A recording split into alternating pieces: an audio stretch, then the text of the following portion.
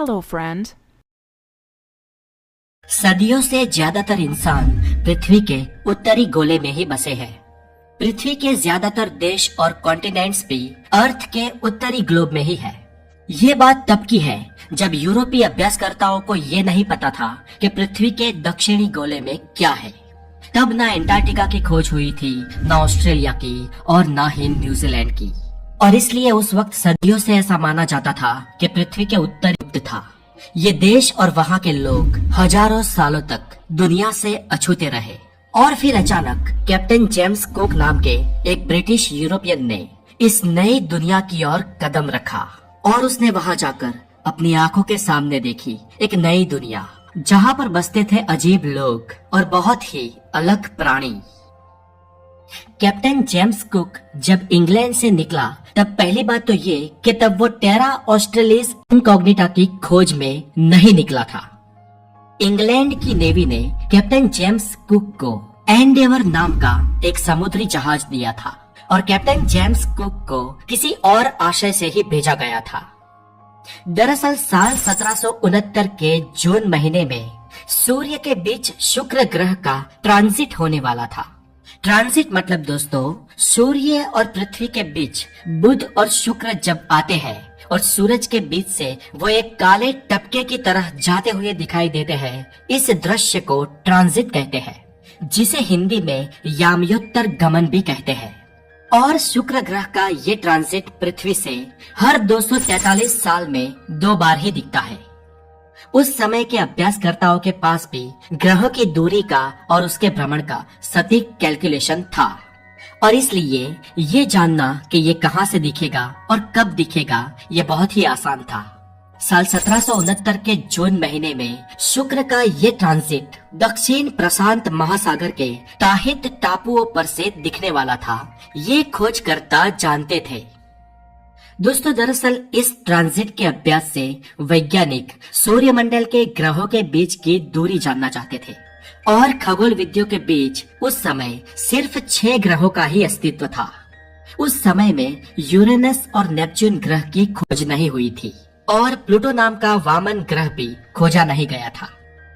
उस समय दोस्तों वैज्ञानिक ये तो जानते थे कि पृथ्वी और गुरु ग्रह का अंतर सूर्य और पृथ्वी के अंतर से 5 गुना ज्यादा है, लेकिन दोस्तों ये अंतर वो किलोमीटर में कितना है ये नहीं जानते थे। अब दोस्तों इतने सालों बाद होने वाले इस ट्रांजिट से उस वक्त के वैज्ञानिक ये सब ही पता लगाना चाहते थे और इसीलिए कैप्टन जेम्स कुक और उनके साथ 4 और वैज्ञानिकों को एंडेवर नाम के जहाज में दक्षिणी प्रशांत महासागर के त्राहित टापुओं पर भेजा गया। कैप्टन जेम्स कुक और उनके साथियों ने इस ट्रांजिट की सारी डिटेल दस्तावेजों में ऐड की, यानी कि उनका ये वैज्ञानिक काम खत्म हो गया था। लेकिन दोस्तों इंग्लैंड की नौसेना ने कैप्टन जेम्स कुक को एक और दस्तावेज भी दिया था और कहा गया था कि ये दस्तावेज उन्हें ट्रांजिट के निरीक्षण के बाद ही खोलना है। और जब इस निरीक्षण के बाद कैप्टन जेम्स कुक ने इस दस्तावेज को खोला तो उसमें लिखा था कि जेम्स कुक और उनकी टीम को इंग्लैंड आने से पहले एक और काम भी करना है। उन्हें अपनी खोज को आगे बढ़ाना है और उन्हें अ continent of land of great extent को भी खोजना है और वहाँ पर उन्हें in the name of the king of the great Britain की ओर से कब्जा भी करना है। और इसे पढ़ते ही जेम्स कुक और उनके साथी ताहित टापुओं से आगे बढ़े और पश्चिम दिशा की ओर सफर करते रहे। साल 1769 के अक्टूबर महीने में वो लोग न्यूजीलैंड पहुँचे। ये यूरोपियन लोगों के लिए नई भूमि थी। यहाँ पर सिर्फ माओरी नाम के आदिवासी ही बसते थे। इस प्रदेश पर पहुँचते ही कैप्टन जेम्स कुक ने अपना राष्ट्र ध्वज लहराया और इस प्रदेश को ब्रिटेन की मालकियत के रूप में दर्शाया। इसके बाद प्रवास को पश्चिम उत्तर दिशा की ओर जारी रखा गया और साल 1770 के अप्रैल महीने में यूरोपीय मान्यता के तहत पृथ्वी को संतुलित रखने वाले उस महाखंड की खोज कर दी, जिसे यूरोप में कहा जाता था टेरा ऑस्ट्रेलिस इनकॉग्निटा। कैप्टन कुक ने इस महाखंड पर पहुंच के वहां पर भी अपने राष्ट्र ध्वज को लहराया और इस पर भी ब्रिटेन की मिल्कियत जाहिर की। कैप्टन जेम्स कुक वो पहला यूरोपियन था जिसने ऑस्ट्रेलिया की इस धरती पर कदम रखा था।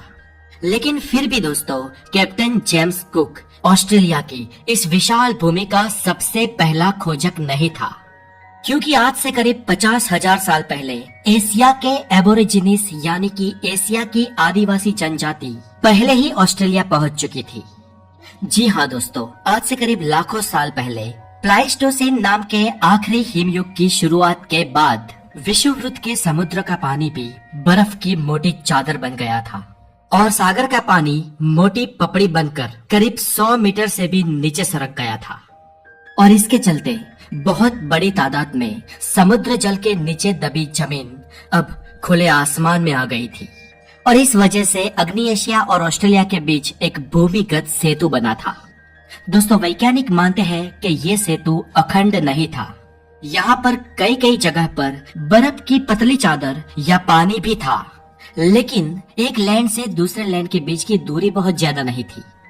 जब ये एशियाई आदिवासी हिमयुग की ठंडी के कारण उत्तर से दक्षिण की ओर प्रयाण कर रहे थे, तब बीच में कई कई जगह पर पानी के अवरोध ने उन्हें रोका भी। लेकिन इस अंतर को पार करने के लिए उनके पास हजारों साल थे। धीरे धीरे ये गुफा मानव या आदि मानव डेवलप्ड होते रहे और वो लकड़े की नाव बनाना भी सीखे और आखिरकार वो ऑस्ट्रेलिया पहुंचे। सदियों बाद हिमयुग खत्म हुआ और समुद्र जल ने फिर से अपना पुराना स्तर पा लिया और ऑस्ट्रेलिया महाखंड फिर से एक टापू बन गया और दुनिया के और देशों और प्रदेशों के साथ इसका संपर्क टूट गया। और वहां बसने वाले आदिवासियों ने ये मान लिया कि दुनिया सिर्फ उतनी ही है जितनी ऑस्ट्रेलिया की भूमि है। लेकिन सालों बाद फिर से जब जेम्स कुक ने इस भूमि को खोज लिया, तब बाहरी दुनिया के लिए ऑस्ट्रेलिया की इस छोटी सी दुनिया के भी रास्ते खुल गए। दोस्तों, आपको अगर और एक बात बताऊं तो ब्रिटिश वासी जेम्स कुक जब ऑस्ट्रेलिया पहुंचा, उससे करीब 125 साल पहले साल 1644 में नीदरलैंड का एक सागर खेड़ू जिसका नाम था आबेल तास्मान, उसने ऑस्ट्रेलिया की पूरी प्रदक्षिणा की थी और वो ऑस्ट्रेलिया के नीचे दक्षिण में एक टापू है जो आज ऑस्ट्रेलिया का ही पार्ट है। वहां पर ये आबेल तास्मान पहुंचा और इस टापू की खोज के बाद आबेल तास्मान ने उस टापू का नाम दिया तास्मानिया और आज ये तास्मानिया ऑस्ट्रेलिया का ही एक स्टेट है और ऑस्ट्रेलिया के ही टेक्टाइल प्लेट पर है।